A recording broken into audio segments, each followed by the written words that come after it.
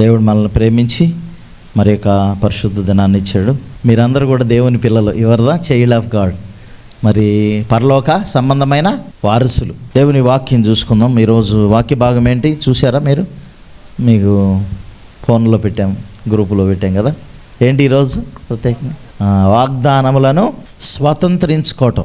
ఏ విధంగా వాగ్దానాలను స్వతంత్రించుకుంటాం మనం చెప్పండి? నమ్మటం ద్వారా. ఎస్, బైబిల్లో ఏముందంటే నమ్మటం అంటే మనం నమ్మితే దేవుడు ఖచ్చితంగా మరి వాగ్దానాలను మనము స్వతంత్రించుకోవటానికి అవకాశం అనేది ఉంటుంది.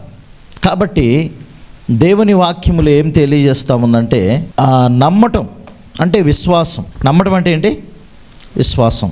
దేవుడు ఏం చేశాడంటే వాగ్దానాలను మనకి ఇచ్చాడు, అనేక రకాలైనటువంటి వాగ్దానాలను మనకి ఇచ్చాడు. కాబట్టి ఆ వాగ్దానాలను మనం స్వతంత్రించుకోవాలంటే ఖచ్చితంగా ఏం చేయాలి? విశ్వాసం ఉంచాలని బైబిల్ తెలియజేస్తుంది.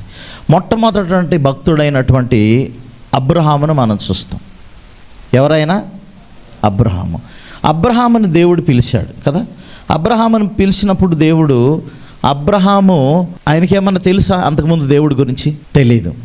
మరి దేవుని కార్యాలు అంతకుముందు ఏమన్నా చూశాడా? చూడలేదు. కానీ ఆయన మరి దేవుని కార్యాలు అంతకుముందు తెలియదు, దేవుడు ఎవరో తెలియదు, దేవుడిని చూడలేదు, దేవుడిని ఆరాధించలేదు. కానీ అబ్రహాముని దేవుడు పిలిచాడు. పిలిచి ఒక విషయం చెప్పాడు. పిలిచి, అబ్రహామా, నీవు నీ తండ్రిని నీ తల్లిని నీ స్వదేశాన్ని విడిచి నేను చూపించే దేశానికి నువ్వు వెళ్ళు. నేను చూపించే దేశానికి నువ్వు వెళ్ళు. అక్కడ నేను ఆశీర్వదించి నేను దీవిస్తానని చెప్పు కదా. ప్రియమైన దేవుని బిడ్డలారా, చూడండి, నేను ఏ దేశం అయితే నేను నీకు చూపిస్తానో ఆ దేశానికి నువ్వు వెళ్ళు అని చెప్పినప్పుడు అబ్రహాము లోబడి వెళ్ళాడు. అయితే అక్కడ కొన్ని విషయాలను తెలియజేశాడు మనకి. ఆదికాండము 12వ అధ్యాయంలో చూస్తాం. ఒకసారి చూడండి ప్రియమైన దేవుని బిడ్డలారా, ఆదికాండము 12వ అధ్యాయంలో చూస్తాం. చూడండి. నిన్ను ఆశీర్వాదంగా ఉండువు, నిన్ను ఆశ్రదించిన వారిని ఆశీర్వదించుదును, నిన్ను దూషించిన వారిని శపించుదును. ఓకే. భూమి యొక్క సమస్త వంశములను నీ యందు ఆశీర్వదింపబడినని అబ్రహాముతో అనగా యెహోవా అతనితో చెప్పిన ప్రకారము అబ్రహాము వెళ్ళెను. దేవునికి స్తోత్రం, హల్లెలూయా. అక్కడ ఏం చెప్పాడు దేవుడు? నేను నిన్ను ఆశీర్వదిస్తాను అని చెప్పాడు. నేను నిన్ను ఆశీర్వదిస్తానని చెప్పాడు. అంతేకాదు, నువ్వు అనేక మందికి ఆశీర్వాదకరంగా ఉంటావు అని చెప్పాడు.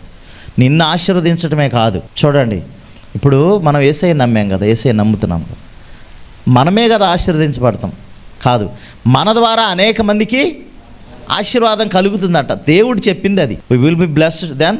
మన ద్వారా అనేక మందికి కూడా ఆశీర్వాదాలు దేవుడు ఇస్తాడు. అది వాక్యము తెలియజేస్తూ ఉన్నది. కాబట్టి ప్రియమైన దేవుని బిడ్డలారా, దేవుని వాక్యం మనము మరి లోబడాలి, ఆయన మాటకు లోబడాలి. అబ్రహాము దేవుని మాటకు లోబడ్డాడు. ఒకసారి రోమీయులకు రాసిన పత్రిక మనం చూసినట్టే ప్రియమైన దేవుని బిడ్డలారా, 17వ వచనం చదువుదాం. చూడండి, రోమీయులకు రాసిన పత్రిక 4వ అధ్యాయము 17వ వచనం. తాను విశ్వసించిన దేవుని ఎదుట అతడు మనందరికీ తండ్రి అయి ఉన్నాడు, ఇందును గూర్చి నిన్ను అనేక జనములకు తండ్రినిగా నియమించుతుని అని వ్రాయబడి ఉన్నది. చూడండి ప్రియమైన దేవుని బిడ్డలారా, ఇక్కడ మరి తాను విశ్వసించిన దేవుని ఎదుట అనగా మృతులను సజీవులుగా చేయువాడు అంటున్నాడు. మృతులను సజీవులుగా చేయవాడు. దేవునికి స్తోత్రం, హల్లెలూయా. అంటే చనిపోయిన వారిని లేపేది ఆయనే కదా. ఇప్పుడు ఈ యొక్క సృష్టి చేసేటప్పుడు బైబిల్లో ఏముంటుందంటే అంత శూన్యమే, ఏమి కూడా లేదు కదా. శూన్యంలో దేవుడు సమస్తాన్ని సృష్టించాడు. He created everything out of nothing కదా.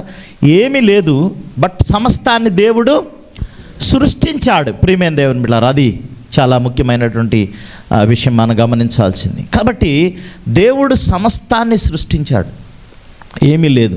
అంతగానే లేని వాటిని ఉన్నవాటిగా పిలవగలే సమర్థత సత్తా ఆయనకొక్కడికే ఉంది. ఎందుకంటే ఆయన దేన్నైనా కూడా మరి చేయగలడు కదా.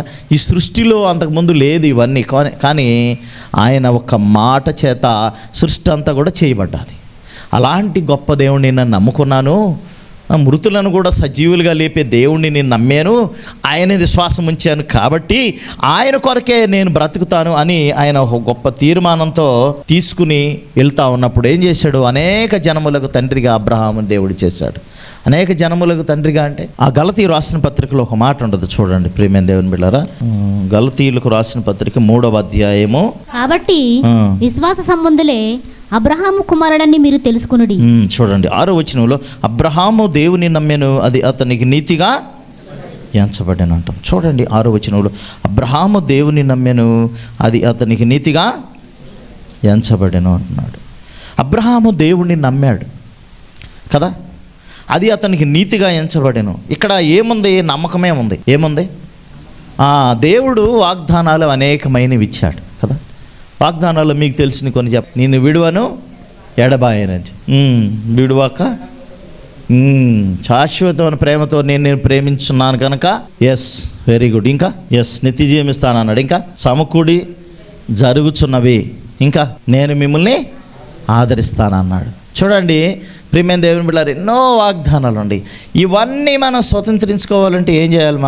ఇవన్నీ స్వతంత్రించుకోవాలంటే ఏం చేయాలి? విశ్వాసంతో మనము స్వతంత్రించుకోవచ్చు. వీటన్నిటిని కూడా విశ్వాసం ఉండాలి. విశ్వాసంతో బయలు వెళ్ళాడు. ఏంటంట?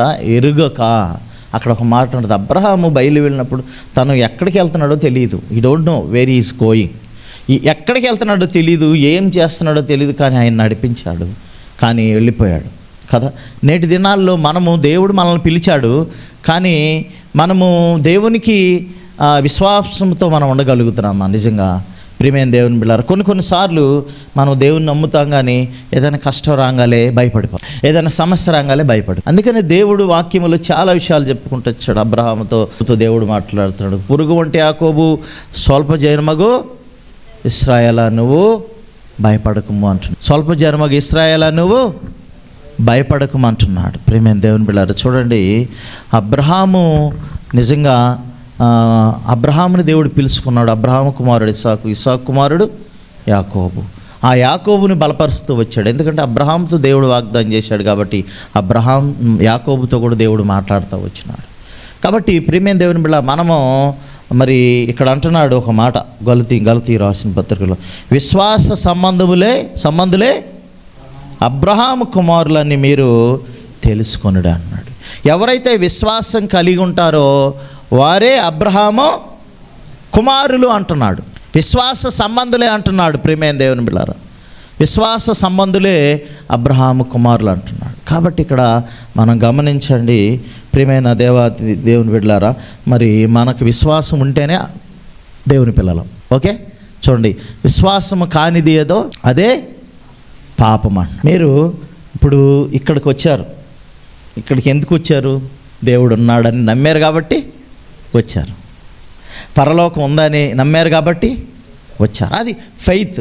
సో అదే రీతిగా ఈ క్రమంలో ఈ విశ్వాస జీవితంలో అనేక రకాలైనటువంటి ఒడిదుడుకులు, అనేక రకాలైనటువంటి సమస్యలు వస్తాయి, శ్రమలు వస్తాయి. కాబట్టి వాటిని బట్టి మనం ఏం చేయాలంటే విశ్వాసంతో ధైర్యంగా వాటిని ఎదుర్కోవాలి. ఖచ్చితంగా దేవుడు నన్ను గట్టెక్కిస్తాడు, ఈ సమస్య నుండి దేవుడు నన్ను ఆశీర్వదించబోతున్నాడు, దేవుడు నన్ను దీవిస్తాడు, దేవుడు నా కుటుంబాన్ని దీవించబోతున్నాడు అనే విశ్వాసం అనేది మన నమ్మకం అనేది మనకి ఉండాలి. విశ్వాసం గురించి చాలాసార్లు ఉదాహరణ చెప్తూ ఉంటాను. ఒక ఆయన ఆ లోయలో పెద్ద తాడు కట్టి అటువైపుకి ఇటువైపుకి నడుస్తూ ఉన్నాడంట. సో అతను నడుస్తూ ఉన్నాడు, చక్కగా వెళ్ళి వస్తున్నాడు, అందరు క్లాప్స్. అయితే ఒక అతను పిలిచిట్రా, నేను నిన్ను మరి తీసుకెళ్తాను నాతో పాటు అని చెప్పాడంట. అంటే అమ్మో నేను రానన్నాడంట. అంటే మనము అతను వెళ్ళి ఇటు వచ్చాడనే నమ్మగలుగుతున్నాం, కానీ మనల్ని అతడు క్షేమంగా చేర్చగలడనే నమ్మకం అనేది లేని పరిస్థితులు ఉన్నాయి కదా ఒక్కొక్కసారి, చాలాసార్లు కదా. మనం నమ్ముతాం, జస్ట్ గాడ్ ఈజ్ గాడ్, దేవుడు గొప్ప దేవుడు అని అంటాం. అందుకని చాలాసార్లు అబ్రహాం మనలాంటి వాడే కదా, అబ్రహాం లాంటి వాళ్ళం మనం కదా. మరి ఎందుకంటే అబ్రహాము కూడా చాలాసార్లు విశ్వాసం విషయంలో కొంచెం బలహీనుడైన సమయాల్లో దేవుడు బలపరుస్తూ వచ్చాడు. అబ్రహాముని పిలిచి, నీకు విస్తారమైనటువంటి జనాంగాన్ని నీకు ఇస్తాను, ఇసుక రేణువులంత విస్తారాన్ని జనమని నీకు ఇస్తాను అని సముద్రం వైపు తీసుకెళ్ళి చెప్తాడు. ఆకాశం వైపు చూపించి విస్తారమైనటువంటి మరి లెక్కించలేనటువంటి జనాంగాన్ని నేను నీకు ఇస్తాను, ఆ నక్షత్రాలను నువ్వు లెక్కించు అని అంటాడు అబ్రహాముతో. ప్రియమైన దేవుని బిడ్డలారా, చూడండి, అవన్నీ మరి దేవుడు చెప్పాడు వాగ్దానం 2 విషయాలు. మరి ఆ రీతిగా దేవుడు మరి ఆయన నమ్మాడు కాబట్టి ఆయనకి ఇచ్చాడు. అయితే దాదాపు ఆయన వాగ్దానం చేసిన తర్వాత కూడా ఎన్ని సంవత్సరాలు ఆగవలసి వచ్చిందో తెలుసా? 25 సంవత్సరాలు ఆగాడు. ఎన్ని సంవత్సరాలు? తనకు పిల్లల కోసము 25 సంవత్సరాలు ఆగాడు. మరి తర్వాత దేవుడు ఆయనకి గర్భఫలాన్ని ఇచ్చినట్లు మనం చూస్తాం. ఇదేంది ఇంతమంది పిల్లల్ని ఇస్తానని చెప్పాడు, ఒక్కడు కూడా లేడు అని డౌట్ వస్తుందా రాదా? ఆ రోజుల్లో మనకలాగా విశ్వాసం లేదు, మనకలాగా సంఘం లేదు.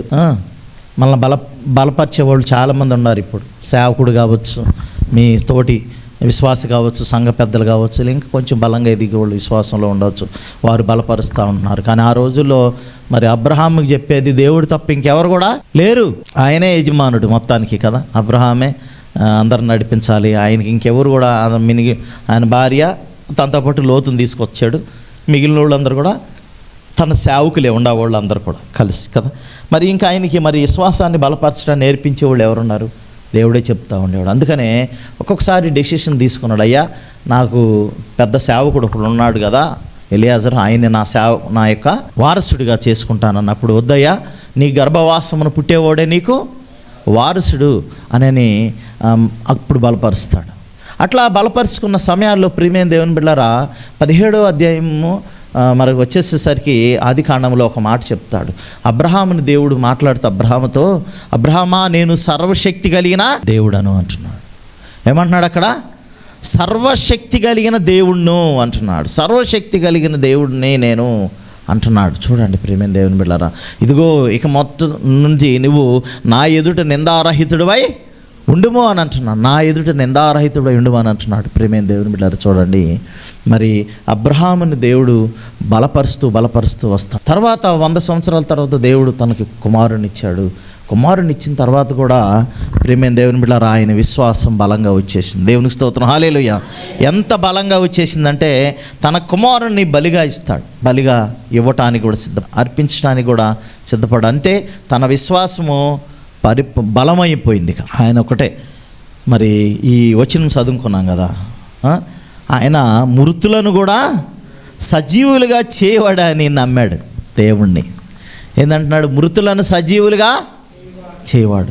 మనం ప్రియమైన దేవుని బిడ్డలారా, దేవుణ్ణి నమ్ముకున్న తర్వాత మనకు అలాంటి విశ్వాసం ఉండాలి. నేను ఎవరిని నమ్మాను? సర్వశక్తి కలిగి దేవుడిని నమ్మాను. కాబట్టి నన్ను దేవుడు ఈ సమస్య నుండి గట్టెక్కిస్తాడని నమ్మాలి. ఈ ప్రాబ్లం నుంచి దేవుడు గట్టెక్కిస్తాడని మనము నమ్మాలి. నమ్మినప్పుడే మనం కార్యాలు చూస్తాం కదా. విశ్వాసం అనేది ఉండాలి. అందుకే దేవుని నమ్మిన పిల్లలమైన మనకి విశ్వాస భాష ఉండాలంటాడు. ఏంటది? విశ్వాస భాష. మనం ఏది నమ్మితే అది పలకాలి. ఏం చేయాలి? పలకాలి. Yes, it will be done, జరుగుతుంది అంతే అని చెప్పాలి. ఇది నెరవేరుతుంది అంతే అని చెప్పాలి. అప్పుడే మన విశ్వాసానికి దేవుడు ముద్ర వేస్తాడు, మన మాటకి ముద్ర వేస్తాడు దేవుడు. ఖచ్చితంగా మనం పలుకుతాం కదా.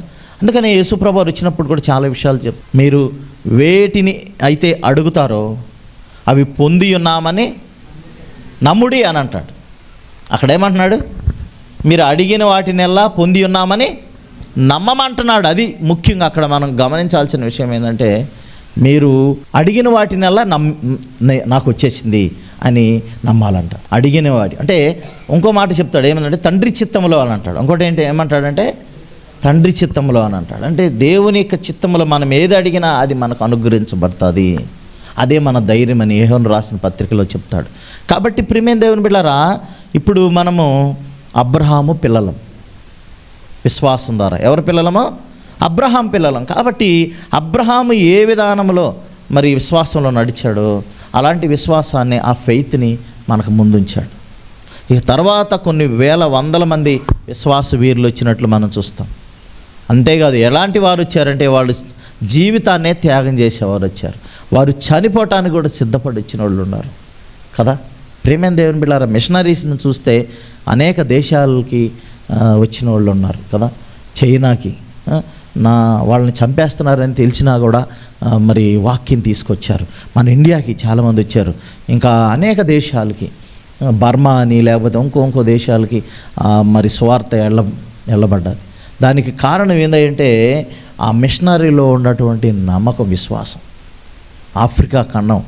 ఆఫ్రికా ఖండానికి అనేక మంది సువార్తను తీసుకెళ్లారు. ఆఫ్రికా ఖండంలో అసలు వాళ్ళకి తెలియదు. మన చాలామందికి కూడా వాళ్ళకి కొంతమంది మనుషుల్ని చంపి తినేవాళ్ళు కూడా ఉంటారంట.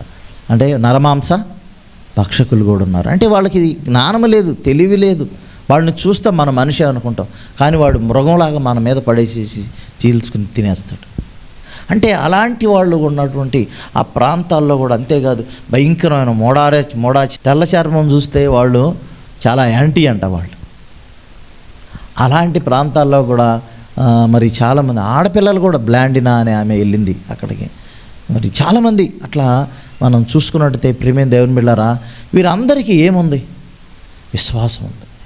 దేవుని నమ్మిన మనకు కూడా అలాంటి గొప్ప విశ్వాసం అనేది ఉండాలి, ఖచ్చితంగా ఉండాలి. మన హోప్లెస్, అయ్యో అంత అయిపోయింది ఇంకేం లేదురా అనుకున్నప్పుడు మనం ఏం చేయాలి? ధైర్యంగా ఉండాలి. అప్పుడే దేవుడు బలపరుస్తాడు. అందుకే కొన్నిసార్లు తన భక్తులతో భయపడొద్దని దేవుడు స్థిరపరుస్తూ వాక్యంతో వారిని నిలబెట్టినట్లు మనం చూస్తాం. కాబట్టి ప్రియమైన దేవుని బిడ్డలారా, ఇప్పుడు అబ్రహాముని పిలిచాడు, కొన్నాళ్ళ తర్వాత ఆయన స్థిరత్వంలోకి వెళ్ళి ఉన్నాడు. కానీ కొంతమంది జస్ట్ విన్నారు దేవుడి గురించి, దేవుడి గురించి విన్నారు. ఈయన అమ్మో ఆయన చాలా గొప్ప దేవుడు అని, వాళ్ళ పట్ల చాలా గొప్ప కార్యాలు చేస్తాడని నమ్మిన వాళ్ళు కూడా ఉన్నారు కదా. యాకోబు దేవుడు మరి తను ఏర్పాటు చేసుకున్న తర్వాత మళ్ళీ యాకోబుని మళ్ళీ తిరిగి నువ్వు అక్కడికి వెళ్ళిపోమని చెప్తాడు. ఎక్కడికి? బేతేలు వెళ్ళిపోమన్నప్పుడు వీళ్ళందరూ తన కుమారుని కుటుంబాన్ని వాళ్ళు వెళ్తూ ఉన్నప్పుడంట చుట్టుపక్కల ఉన్న రాజ్యాలు వారు భయపడ్డారంట. ఏం చేశారంటే వాళ్ళు భయపడిపోయారంట. ప్రియమైన దేవుని బిడ్డలారా, ఆ సమయంలో అందరూ కూడా భయపడిపోయారంట. ఎందుకో తెలుసా? అమ్మో వీళ్ళ దేవుడు గొప్ప దేవుడు, వీరికి తోడు నడిపిస్తాడని వాళ్ళకి తెలుసు. ఒక ఎరుకో పట్టణానికి వెళ్ళినప్పుడు దానికి వేగుల వారిని పంపించినప్పుడు అక్కడ రాహాబ్ అనే వేశ్య ఏం చేస్తుందో తెలుసా?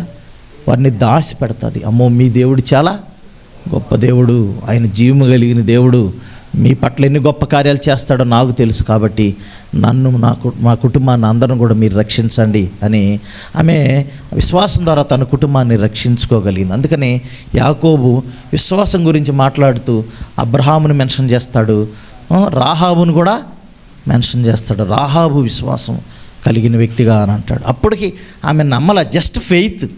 మనకులాగా విశ్వాసి కాదు ఆమె, కానీ ఆమె ఏం చేసింది? ఒక పెద్ద స్టెప్ తీసుకుంది, వాళ్ళని దాచిపెట్టింది. వేసి దగ్గర అంటే అక్కడ ఎవరైనా ఉంటారని అందరికీ తెలుసు, వాస్తవంగా రావాలి వచ్చి, కానీ మరి అట్లా చూసి అడిగెళ్ళిపోయారు అంతే. ప్రియమైన దేవుని బిడ్డలారా, ఆమె చెప్తే వాళ్ళని దాచిపెట్టింది. మొచ్చు అంటాం కదా, మొచ్చు అంటే పైన ఒక చోట హిడెన్ ప్లేస్లో దాచిపెట్టింది వాళ్ళని. మిద్దె అంటాం కదా, ఆ మిద్దె మీద వాళ్ళని దాచిపెట్టింది. చూడండి ప్రియమైన దేవుని బిడ్డలారా, అక్కడ వారిని కాపాడింది. అయితే వాళ్ళు చూసినట్లయితే ఏమయ్యేది? ఈమెను చంపేసేవాళ్ళు ఖచ్చితంగా. అంటే తన ప్రాణాన్ని కూడా అడ్డం పెట్టింది. ఎంత విశ్వాసం ఉందో చూడండి ప్రియమైన దేవుని బిడ్డలారా. ఒక అన్నిరాలకి అంత గొప్ప విశ్వాసము కదా. యేసుప్రభువు వారు చెప్తారు, మత్తయి సువార్త 8వ అధ్యాయంలో కూడా మనం చూస్తాం. ఒక ఆయన ఉన్నాడు శతాధిపతి. ఎవరైనా తన దాసుడు పక్షవాతితో బాధపడుతుంటే ఆయన దగ్గరకు వచ్చి మరి మాట్లాడతాడు. ప్రభువారి దగ్గరకు వచ్చయ్యా ఒక్క మాట సెలవివ్వండి, నా దాసుడు పక్షవాతితో బాధపడుతున్నాడు, మీరు మాట సెలవిస్తే అతనికి ఆరోగ్యము వస్తుంది, స్వస్థపడతాడని విశ్వాసంతో వచ్చినప్పుడు ప్రభువారు చూసి, అరే ఇజ్రాయేలీలకి ఇంత విశ్వాసం నేను చూడలేదే అని అంటాడు ప్రభువారు.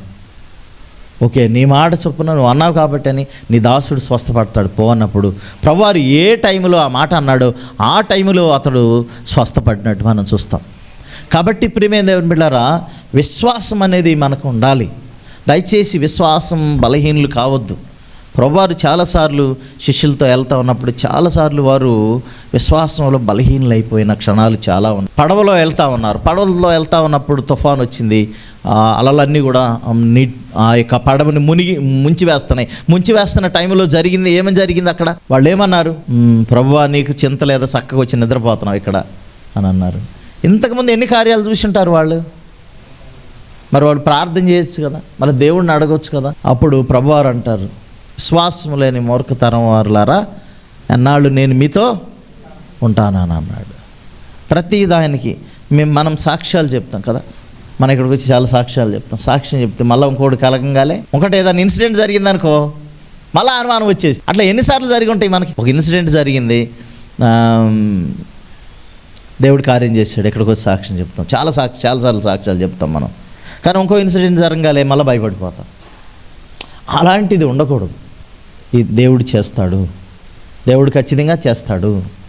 మనకి ఏది జరిగినా మన మంచి కోసం అనుకోవాలి. ఫస్ట్ దేవుడు ఏది చేసినా ఇది నా మేలు కొరకే అనుకోవాలి.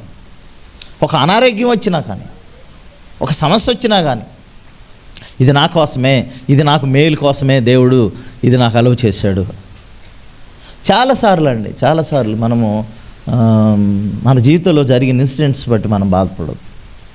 ఒకసారి భక్తులు ఇట్లాగే ఉన్నారంట, వాళ్ళు ఎక్కడి నుంచి సేవకులు వెళ్ళొస్తూ ఉన్నారంట. వెళ్తా అంటే వాళ్ళకి బస్సు మిస్ అయిపోతే అంటే కొన్ని ఇన్సిడెంట్స్ అట్లా ఇన్సిడెంట్ అట్లా జరుగుతూ ఉంటాయి. కొన్ని బస్సు మిస్ అయిపోయింది, వాళ్ళు ఆ బస్సులో ఎక్కలేకపోయారు. తర్వాత నెక్స్ట్ బస్సు వచ్చింది, ఆ బస్సులోకి వెళ్తూ ఉన్నారు. ఆ బస్సు వెళ్ళినప్పుడు ఆ బస్సు యాక్సిడెంట్ జరిగిందంట. అంటే కొన్నిసార్లు ఏంటంటే అట్లా జరుగుతాయి. వీరు దేవుని సేవకులు అట్లా తప్పించబడటానికి దేవుడు చూడండి వాళ్ళని అక్కడ లేట్ అయింది. అయ్యో మనం అనుకోవచ్చు అయ్యి లేట్ అయిపోయింది వెళ్ళిపోయిందని, లేకపోతే లేట్ అయిపోయింది అట్లా జరిగిందని అనుకోవచ్చు.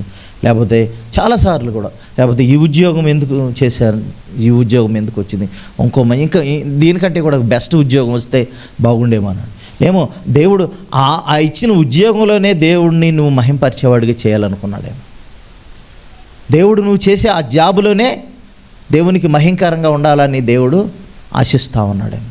ప్రియమైన దేవుని బిడ్డలారా, మన జీవితంలో నిజంగా పరిశీలిద్దాం. ఈ 2023 కాదు, 23 ముందు సంవత్సరాలన్నీ కూడా నీ జీవితంలో చాలా దుఃఖకరమైన సంఘటనలు జరిగి ఉండొచ్చు. నీ అయిన వారిని నువ్వు కోల్పోవచ్చు, నువ్వు నష్టము పోవచ్చు బిజినెస్లో, లేకపోతే అనేక రకాలుగా నువ్వు అన్నిట్లో కోల్పోవచ్చు, చాలా విషయాల్లో కోల్పోవచ్చు. కానీ దేవుడిని నమ్మావు. నువ్వు ఎవరిని నమ్మావు? నిజమైన దేవుడిని నమ్మావు. ప్రియమైన దేవుని బిడ్డలారా, కాబట్టి ఈ వాగ్దానాలన్నీ కూడా మరి అబ్రహాము తన జీవితంలో ఆయనకి దేవుడికి అసాధ్యమైనది లేదని ఆయన నమ్మాడంట.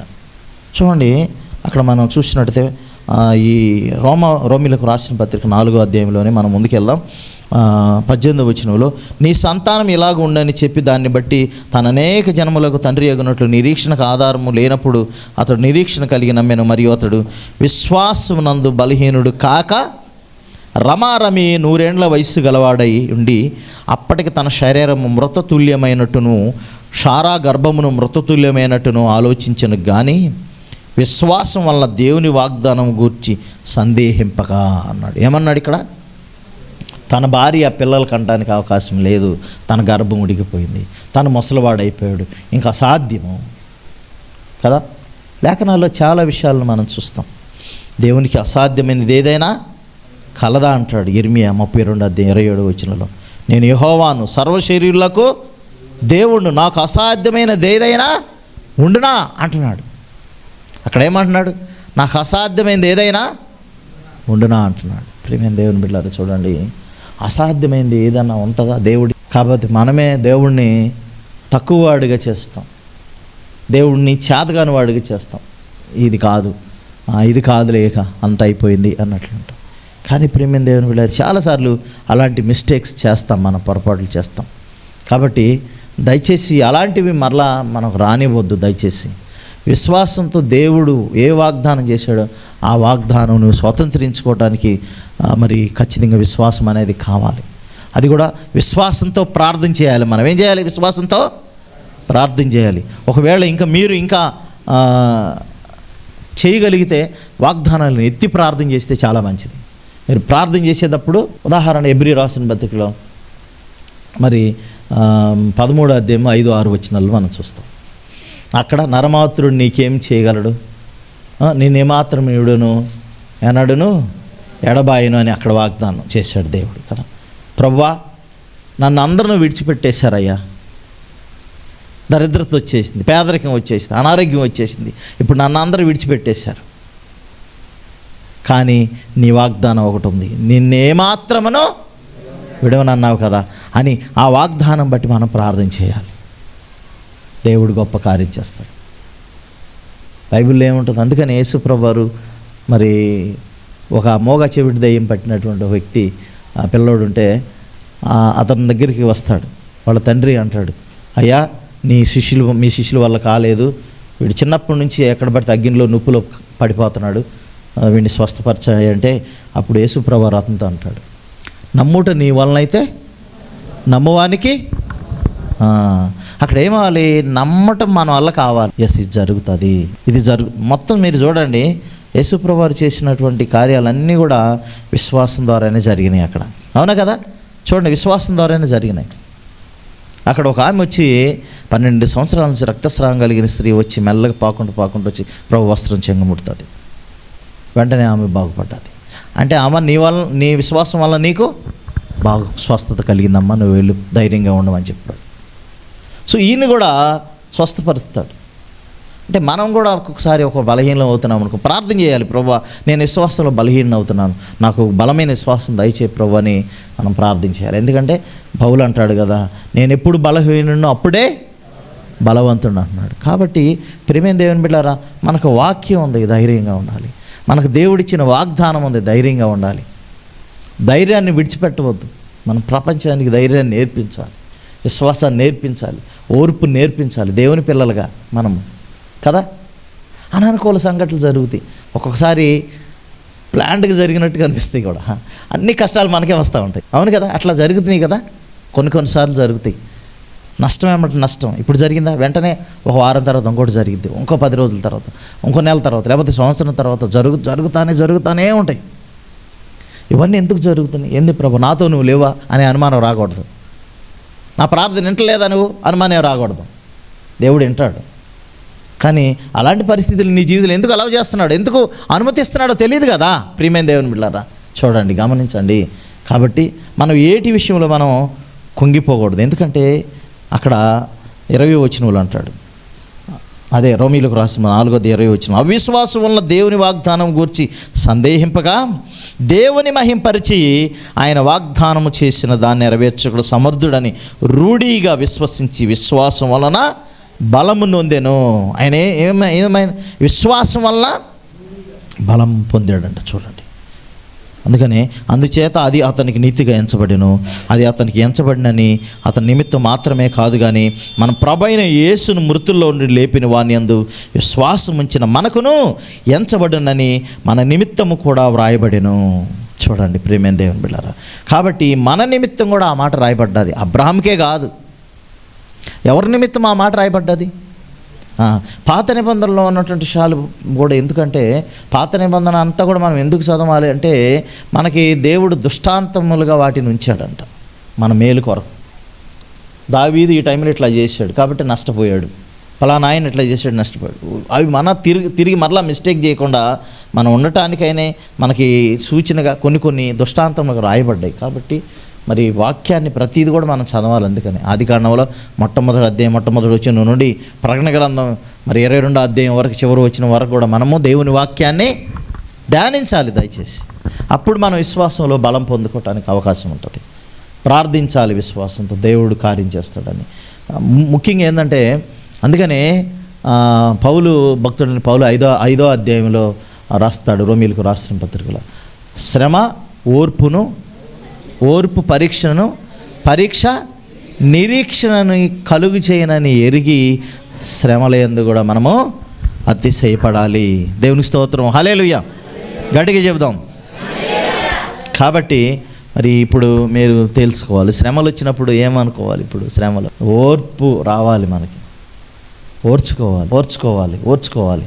ప్రేమ దేవుని బిడ్డలారా, ఎవరైనా మనల్ని అవమానపరుస్తున్నారు అనుకో, పదే పదే అవమానపరుస్తున్నారు అనుకో, ఓర్చుకోవాలి. ఏం చేయాలి? యేసయ్యని అవమానపరచలేదా? యేసయ్యని తిట్టలేదా? యేసయ్యని దూషించలేదా? యేసయ్య ఏం చేశాడు? తనకు ఒక టైం. కాబట్టి ప్రేమ దేవుని బిడ్డలారా, దేవుడంట కాల పరిణామాలను బట్టి, ఆయన కొన్ని నిర్ణయ కాలాలను బట్టి దేవుడంట విశ్వాసంతో ఎదగాలని దేవుడు ఏర్పాటు చేశాడంట. అందుకనే ఆదికాండం 18వ అధ్యాయం 14 వచ్చిన మనం గమనించినట్లయితే, యెహోవాకు అసాధ్యమైనది ఏదైనా ఉన్నదా? మీదిటికి ఈ కాలం నిర్ణయ కాలమందు నీ యొద్దకు తిరిగి వచ్చేటప్పుడు షారాకు కుమారుడు కలుగునను. ఈ వచ్చిన ఎందుకు చూపించానంటే, ఈ కాలమున నిర్ణయ కాలమందు, ఈ మాట గమనించండి ఒకసారి. ఏంటది? నిర్ణయ కాలమందు అంటే ఏంటి?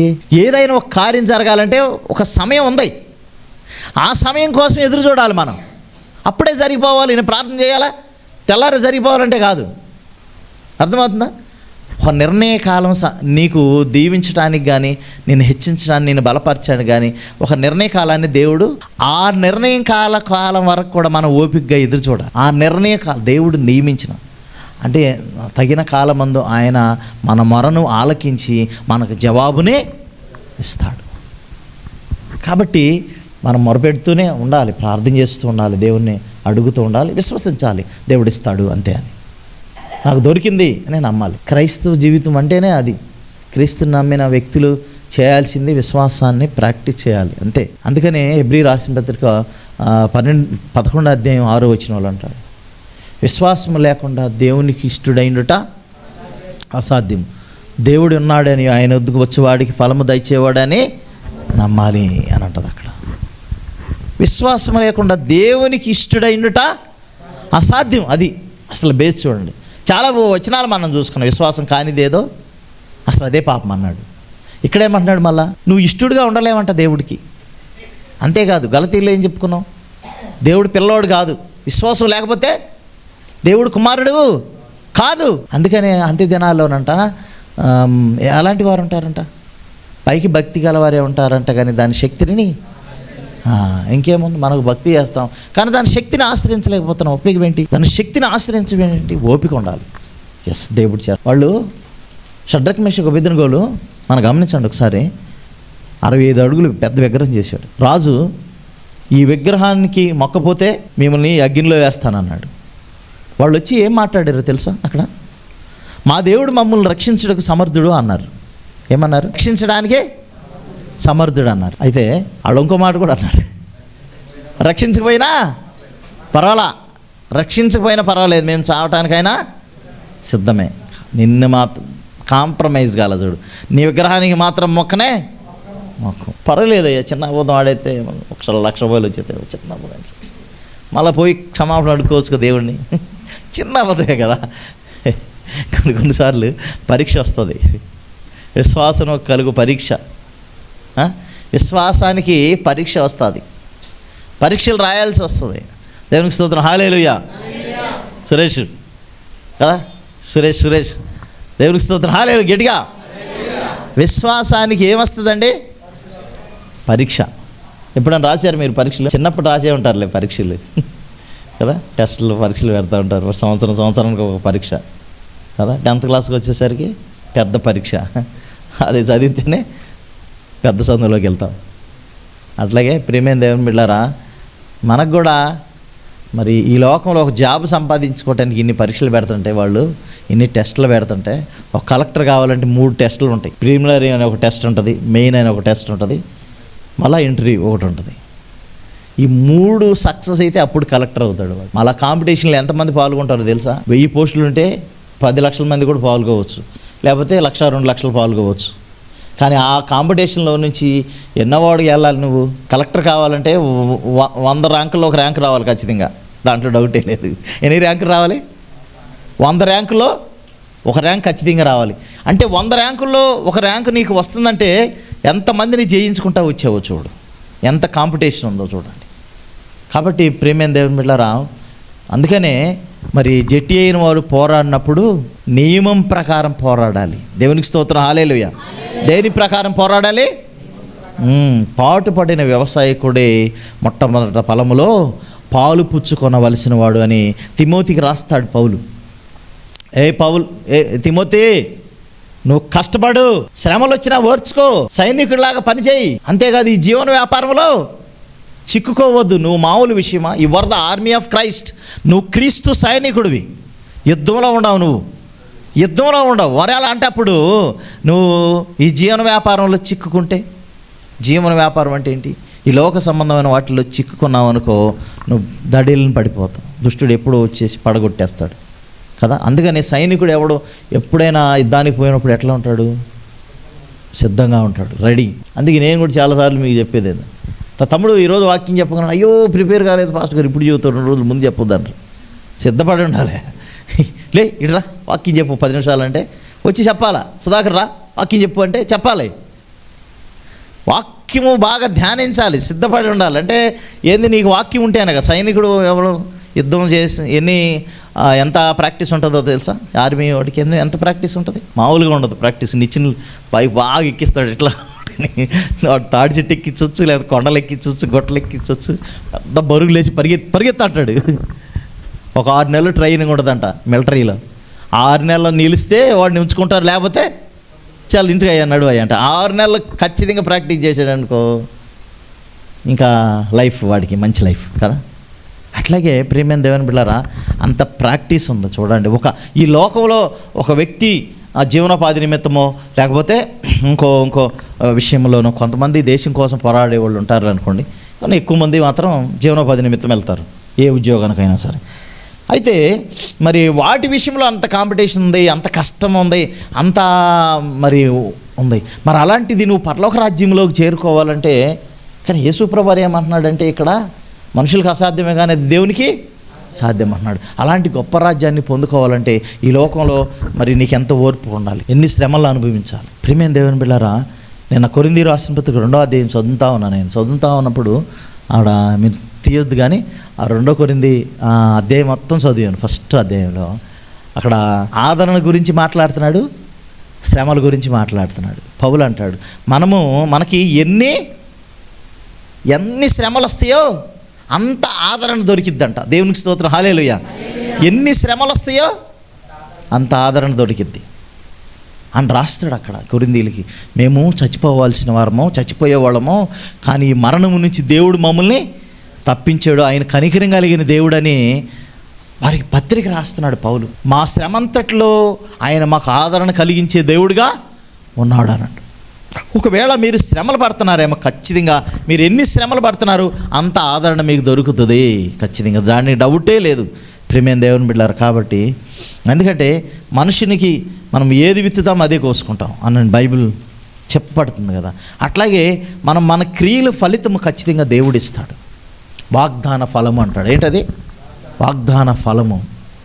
కాబట్టి ప్రియమైన దేవుని బిడ్డలారా, దేవుని వాక్యాన్ని మనం చదువుతా ఉన్నాం. మనం ఒకసారి మరి ఇప్పుడు కొత్త నిబంధన కింద ఉన్నాం కాబట్టి దేవుని మహాకృప ద్వారా మనం ఆ కృప ద్వారా రక్షించబడ్డాం, విశ్వసించడం ద్వారా కూడా రక్షించబడ్డాం కదా. ఆ రోజుల్లో మనం చూసినట్లయితే వాగ్దానం నుండి దేవుడు నిర్గమకాండంలో వారికి వాగ్దానం చేశాడు. 3వ అధ్యాయం 17వ వచనం ఏముంది? పాలు తేనెలు ప్రవహించు దేశాన్ని నేను మీకు ఇస్తానని ఇజ్రాయేలీలందరికీ చెప్పారు. ఇజ్రాయేలీలు ఐగుప్తు నుండి వస్తున్న వాళ్ళు 6 లక్షల కాలు బలం అనేది బైబిల్లో ఉంది. ఏముంది? 6 లక్షల కాలు బలం అంట. ప్రియమైన దేవుని, 6 లక్షల కాలు బలం బయటకు వచ్చేసారు వాళ్ళు. 6 లక్షల కాలు బలం. చూడండి ప్రియమైన దేవుని బిడ్డలారా, మరి వాళ్ళతో పాటు ఎంతమంది పిల్లల్ని లెక్కలో వేయలేదు. పిల్లలు ఉండారు, వృద్ధులు కూడా మేబీ ఉండవచ్చు. మరి అంతమంది బయటకు వచ్చారు కదా. 40 సంవత్సరాల తర్వాత మనం గమనించినట్లయితే ఎంతమంది వెళ్ళారు? వాగ్దానం 2 కుటుంబాలే వెళ్ళినాయి. కాలేబు యెహోషువ. చూడండి మరి అప్పటికి ఎంత విశ్వాసంగా, ఎంత నమ్మకంగా ఉండారో, ఆ చివరి వరకు కూడా అదే విశ్వాసం, అదే నమ్మకంలో ఉన్నారంట కాలేబు, యెహోషువ. వారి గురించి దేవుడు సాక్షి. అంతేకాదు, కాలేబు అంటాడు యెహోషువ, ఇప్పుడు ఎంత బలం ఉందో నాకు ఇప్పుడు కూడా ఆ 20 సంవత్సరాల వయసులో, లేకపోతే 40 సంవత్సరాల వయసులో ఎంత బలం ఉందో, ఇప్పుడు 80 సంవత్సరాల వయసులో కూడా అంతే బలం ఉందని. అంటే మరి యెహోవా కొరకు ఎదురు చూసేవారు నూతన బలాన్ని పొందుతారా అని అంటుంది కదా. కాబట్టి ఎన్నో వాక్యాలు మనకున్న, ఎన్నో వాగ్దానాలు ఉన్నాయి. యెషయా గ్రంథంలో చెబుతాడు, ఇదిగో నేను ఒక నూతన క్రియ మీకు చేయబోచున్నాను, దాని గురించి మీరు ఇప్పుడు ఆలోచించరా అని అంటాడు. మునుపు వాటిని మీరు మర్చిపోండి అని అంటున్నాడు. వేటిని మర్చిపోమంటున్నాడు? మునుపటి వాటిని మీరు రండి అమ్మ రండి. మునుపటి వాటిని మీరు మర్చిపోమంటున్నాడు దేవుడు. ఏమంటున్నాడు? మునుపటి వాటిని ఇంకా అంతకుముందు అపజయాలు కావచ్చు కొన్ని నీ జీవితంలో, ఓకే, కొన్ని నష్టాలు జరగవచ్చు, కొన్ని అవమానాలు జరగవచ్చు, కొన్ని ఏమన్నా జరగనివ్వండి, కానీ వాటన్నిటిని ఏం చేయమంటున్నాడు దేవుడు? మర్చిపో అంటున్నాడు. కానీ నేను ఒక నూతన క్రియ చేస్తానంటున్నాడు, నూతన కార్యం చేస్తానన్నాడు. అదేంటో తెలుసా? అరణ్యంలో త్రోవ కలుగు చేస్తానన్నాడు, ఎడారుల్లో నదులు పార చేస్తానన్నాడు. దానికి అర్థం ఏంటి? ప్రియమైన దేవుని బిడ్డలారా, అసాధ్యములను సాధించేస్తా. అరణ్యంలో థిక్ ఫారెస్ట్ ఉంటాయి కొన్ని, అసలు అట్లా త్రోవే దొరకదు కొన్నిట్లు.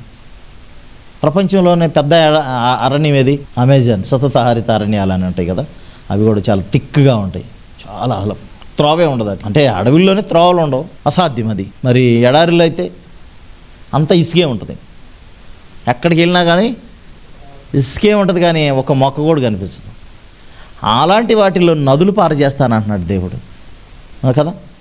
యెషయా గ్రంథంలో చెప్తూ చాలా మంచి విషయాలు ఉంటాయి. యెషయా గ్రంథంలో అడవి ఉల్లసించును, ఎడారి పుష్పించును అని అంటాడు.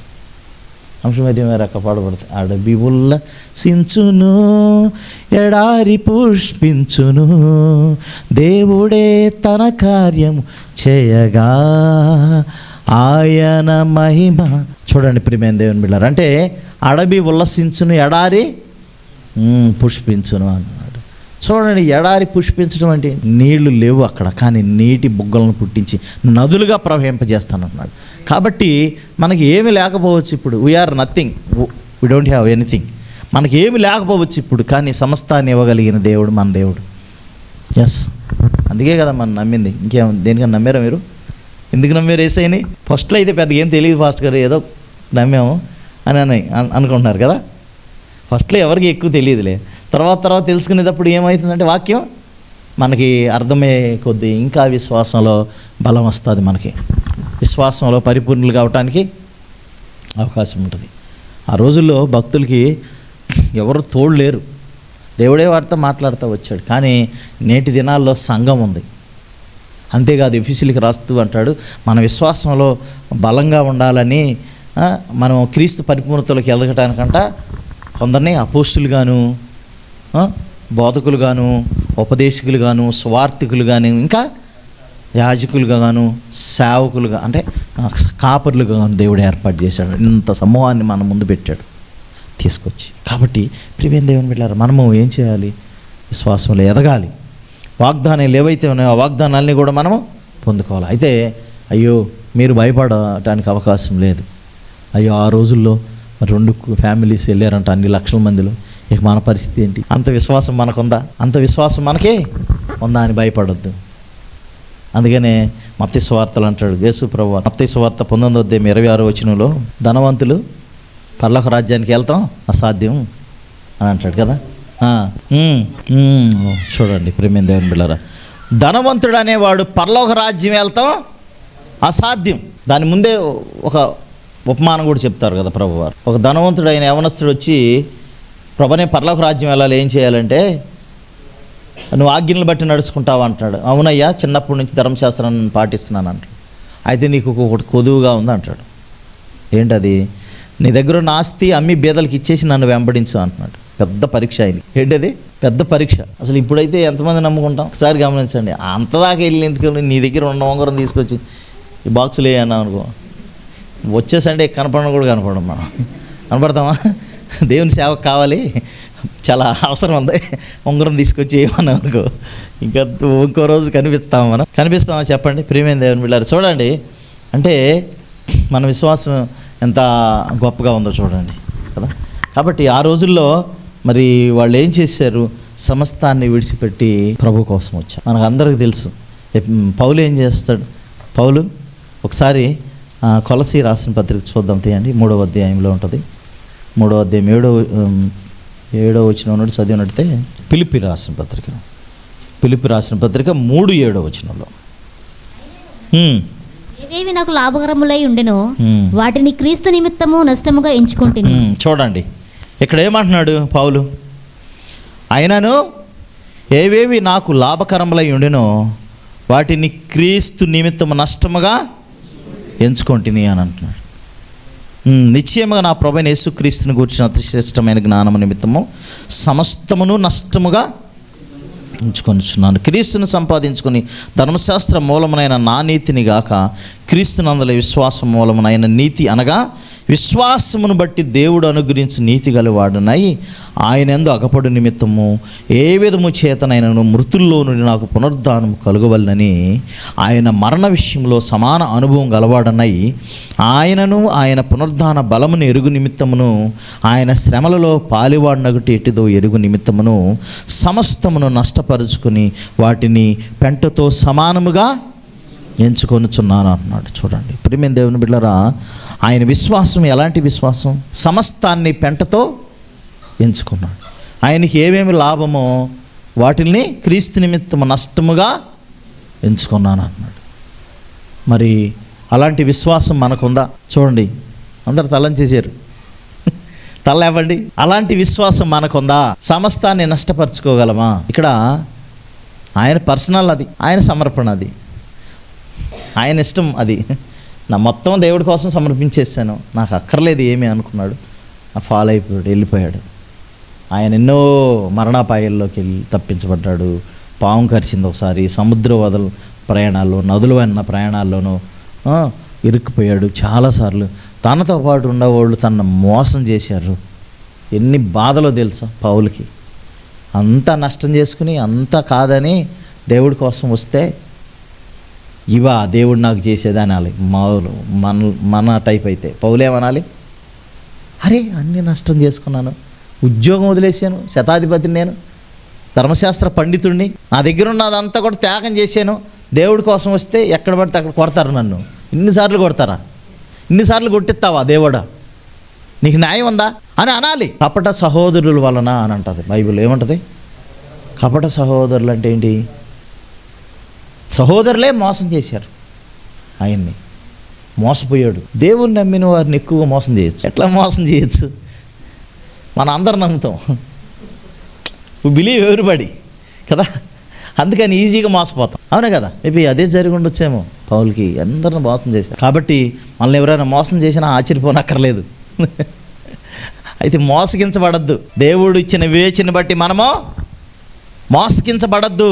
మోసగించబడద్దు అంటే ఏంటి? ఎట్లా మోసగించబడతాం? జ్ఞానంగా, వివేచనగా మనం చేసే పని డెసిషన్ తీసుకోవాలి. చాలామంది క్రైస్తవులు, చాలామంది కొంచెం నమ్మకంగా ఉండేవాళ్ళు, చాలామంది కూడా షూరిటీ సంతకం ఉంది చూసారా? చాలాసార్లు షూరిటీలు పెట్టి వాళ్ళు పాపం నష్టపోయిన వాళ్ళు చాలామంది ఉంటారు. వాళ్ళు ఏంటంటే అందరు నమ్ముతారు, అందరినీ నమ్ముతారు. మన సహోదరుడు కదా పాపం హెల్ప్ చేస్తాం. మనం ఎవరికైనా మన సహోదరుడు మనకు సహాయం చేసినప్పుడు మనం ఏం చేయాలంటే, అది మనం ఏమంటాం, ఎంత ప్రేమతో మనకి ఇచ్చినప్పుడు మనం అంత కష్టంగా వారికి తిరిగి మనం ఇవ్వటానికి మనం చెయ్యాలి కదా. కానీ అక్కడ ఏం జరిగింది? అనేక మంది చేత మోసగించబడతా ఉంటాం. చాలామంది అట్లా అనేక మంది చేత మోసగించబడ్డారు ప్రియమైన దేవుని బిడ్డలారా. కాబట్టి మరి ఇక్కడ పౌలు కూడా మోసగించబడ్డాడు కపట సహోదరుల వలన ఆపదల్లో కదా. చాలా ఆపదల్లో చిక్కుకుపోయాడు పౌలు. ఎప్పుడండి? ఎప్పుడు? క్రీస్తు కోసం సమస్తాన్ని విశ్వాసంతో నష్టపరుచుకున్నప్పుడు. ఆయన ఏమి నమ్మాడంటే, నాకు ఎక్కడేం వద్దు, నాకు ఎక్కడ పరలోకంలో నాకు గొప్ప బహుమానం కావాలనుకున్నాడు, పరలోకంలో నాకు గొప్ప ప్రతిఫలం కావాలనుకున్నాడు. కాబట్టి ఆయన ఏం చేశాడంటే సమస్తాన్ని నష్టపరుచుకున్నాడు. ఇక్కడ ఒక మంచి మాట ఉంది, అక్కడ క్రీస్తుని సంపాదించుకొని అని. ఎవరిని సంపాదించుకున్నాడంటే ఆయన క్రీస్తుని సంపాదించుకున్నాడు. మనం ఇంకేం మాట మాట్లాడనక్కర్లేదు. ఇక నేను క్రీస్తుని సంపాదించుకున్నా అంటే చాలు. ఎంత గొప్ప మాట అండి అది. ఇంకా క్రీస్తుని సంపాదించుకున్నప్పుడు నీకు ఏ సంపాదన మీద ఆలోచన ఉండదు. ఒకవేళ ఎంత వచ్చినా అది నాది కాదంటాం. మనం ఎప్పుడైతే నాది కాదంటామో అప్పుడే వస్తుంది ఏదైనా. అప్పుడు నాకు కావాలి కావాలి కావాలని వెంటాడితే ఏమైందంటే అది రెక్కలు కట్టుకుని ఎగిరిపోతుందంట. కాబట్టి ప్రియమైన దేవుడు, నేను వాక్యాన్ని ముగించిపోతున్నాను. చూడండి, మరి వాగ్దానాలని మనము విశ్వాసం ద్వారా స్వతంత్రించుకోవాలి కదా. భక్తులు బైబిల్లో ఎవరైనా మీరు చూడండి, ఆ యొక్క వాగ్దానాలని స్వతంత్రించుకోవటానికి వారు సమస్తాన్ని నష్టపోయిన దేవునికి స్తోత్రం అన్నారు. ఉదాహరణ యోబుకి అన్నీ పోయినాయి. ఒక మాట అన్నాడు, యెహోవా ఇచ్చిన యెహోవాయే తీసుకొని యెహోవా నామకు స్తుతి కలుగును గాక అన్నాడు. ప్రియమైన దేవుని బిడ్డలారా, ఒకసారి గమనించండి, అక్కడ ఆ పరీక్ష పెడతానికి దేవుడు ఇంకా బలంగా సాధనంగా యోబుని చేయటానికి చేశాడు. అది మీరు గమనించండి. అధ్యాయం మొత్తం మీరు ధ్యానించినట్లయితే దేవుడు ఏం చేశాడంటే యోబు లాస్ట్ అధ్యాయంలో ఒక సాక్ష్యం ఇస్తాడు. ప్రభువా, నేను వినికిడి చేత నేను విన్నాను మీ గురించి, కానీ ఇప్పుడు కనులారా చూసి దేవుడు ఎంత గొప్ప దేవుడో తెలుసుకోవటానికి దేవుడు తన ముందు అన్ని శ్రమలు పెట్టాడు. పిల్లలు చనిపోయారు, ఆస్తి పశు సంపద అంతా కోల్పోయాడు, లాస్ట్ ఎవ్రీథింగ్. ఆయన ఒక మాట అన్నాడు, యెహోవా ఇచ్చిన యెహోవాయే. అంటే తన విశ్వాసానికి కలుగు పరీక్ష అనేది ఉన్నతంగా ఉంది. ఆయన ఒక మాట అంటాడు, ఏమని అంటున్నాడు అక్కడ, నా విమోచకుడు సజీవుడని నేను ఎరుగుదని అంటాడు కదా. ప్రియమైన దేవుని బిడ్డలారా, చూడండి, నా విమోచకుడు సజీవుడని నేను ఎరుగుదని అంటున్నాడు. అంటే ఏంటి? ఆయన జీవము కలిగిన దేవుడు. నేను ఏ దేవుడిని అయితే నమ్మానో ఆ దేవుడు జీవము కలిగిన దేవుడు, బ్రతికున్న దేవుడు. ఆయన చచ్చిపోయి అట్లాగే ఉండాలా, మరణాన్ని గెలిచి మూడో దినాన్ని లేచి శాశ్వతమైన నిత్యుడిగా ఉన్నాడు. అలాంటి దేవుడిని నేను నమ్మాను కాబట్టి నాకు భయం లేదంట. ఆయనకి ముందుగానే తెలుసు, దేవుడు బయలుపరిచాడు సజీవుడు అని. అప్పుడే చెప్పాడు, నా విమోచకుడు సజీవుడని. కొత్త నిబంధనలోకి వచ్చిన తర్వాత ఆయన పునరుద్ధానుడు అని కాదు, ముందే చెప్పేశాడు, ఆయన నా విమోచకుడు సజీవుడు, నా దేవుడు సజీవుడు. My God is living God ever and for ever and ever. శాశ్వతమైన నిత్యుడైన దేవుడు నేను నమ్మిన దేవుడని నమ్మాడు యోబు. కాబట్టి పరీక్షలు కలిగినప్పుడు, విశ్వాసంలో పరీక్షలు కలిగినప్పుడు వాటిని ఎదుర్కొని నిలబడ్డాడు.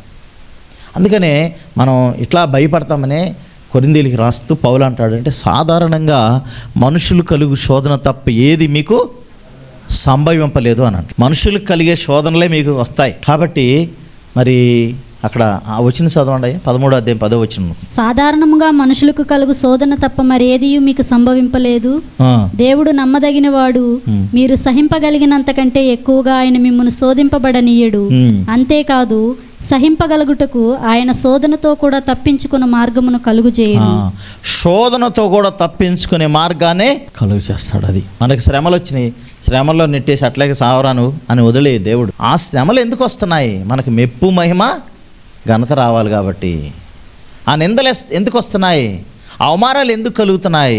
దేవుడు నీకు గొప్ప ప్రతిఫలాన్ని ఇవ్వటానికి సిద్ధపడ్డాడు కాబట్టి నీకు అవన్నీ జరుగుతూ ఉన్నాయి.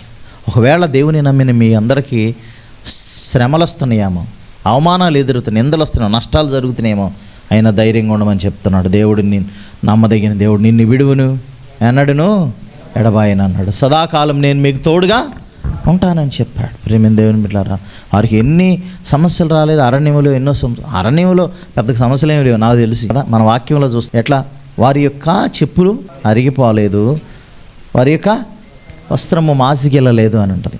కాబట్టి వారిని 40 సంవత్సరాలు పరలోకపు వారు ఎనుగని వారి పితరులు ఎరుగని మన్నాను దేవుడు వారికి ఆహారంగా ఇచ్చాడు. వాళ్ళు అన్ని శ్రమలు ఎదుర్కోకపోవచ్చు. మనకి ఇప్పుడు కొన్ని శ్రమలు రావచ్చు. ఈ టైంలో మనకి శ్రమలు ఎదురవుతున్నాయి, ప్రాబ్లమ్స్ ఎదురవుతున్నాయి, పోరాటాలు అనేకమైన ఎదురవుతున్నాయి. వీటిని ఎదుర్కొని నిలబడమని దేవుడు మరొకసారి హెచ్చరిక చేస్తున్నాడు. 2024 సంవత్సరంలో మొట్టమొదటి నెలలో మనం ఉండం.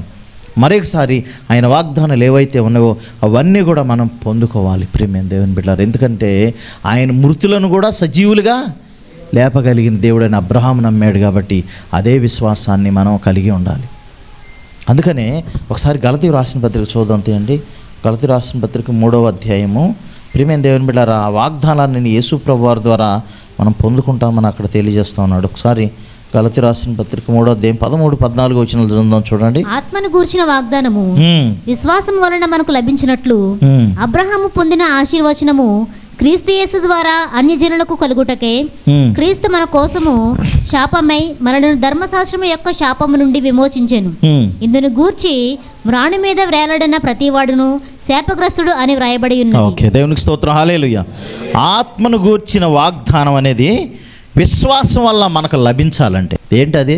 ఆత్మను గూర్చిన వాగ్దానము మనం పొందుకోవాలంటే, విశ్వాసం వల్ల మనకు లభించాలంటే, అబ్రహాం పొందిన ఆశీర్వచనం ఏదైతే ఉందో ఆ ఆశీర్వచనం యేసుక్రీస్తు ద్వారా ఇప్పుడు అన్ని జనాంగమైన మనకి, ఇప్పుడు అంత్య దినాల్లో ఉన్న మనకి, ఇప్పుడు ఈ రోజుల్లో నమ్మిన మనందరికీ ఇప్పుడు ఎవరి ద్వారా వాగ్దానాలు నెరవేర్చబడుతున్నాయి?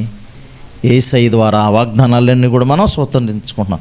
ఎందుకంటే మనకి మన మీద ఉన్న శాపం అంతా కొట్టివేశాడు దేవుడు. యేసు ప్రభువారు మౌని మీద వేలాడిన ప్రతివాడు శాపగ్రస్తుడు అని ఉంటుంది. అంటే యేసు ప్రభువారు మన కోసం శాపం అయిపోయాడు. అంటే మన శాపాలన్నీ ఆయన మీద వేసేసుకున్నాడు. మన పాప భారం అంతా ఆయన మోసాడు. సిలువలో అది సంపూర్తి చేశాడు. ఇక అప్పుడే శాశ్వతమైన ఆశీర్వాదాన్ని దేవుడు మనకిచ్చాడు. ఏ ఆశీర్వాదానికి వారసులుగా చేశాడు దేవుడు? శాశ్వతమైన ఆశీర్వాదానికి వారసులుగా చేశాడు. కాబట్టి ప్రేమైన దేవుని బిడ్డ, నేను వాక్యాన్ని ముగించేస్తాను. కాబట్టి చూడండి, అన్ని జనాంగమైన మనకు దేవుడు ఆయన ప్రియులుగా, ఆయన పిల్లలుగా, యేసు ప్రభువారు రక్తంలో కడగబడిన వారుగా, మనల్ని నీతిమంతులుగా, పరిశుద్ధులుగా తీర్చిదిద్దాడు. కాబట్టి మనం ధైర్యంగా ఉందాం. ఎన్ని శ్రమలు వస్తున్నాయేమో, మీకు అవమానాలు వస్తున్నాయేమో, నష్టాలు జరిగినాయేమో, 2023లో ఎన్నో ఎదుర్కొన్నావేమో, కానీ 2024 సంవత్సరంలో ఇదిగో దేవుని వాగ్దానాలను విశ్వాసం ద్వారా మీరు పొందుకోవాలి.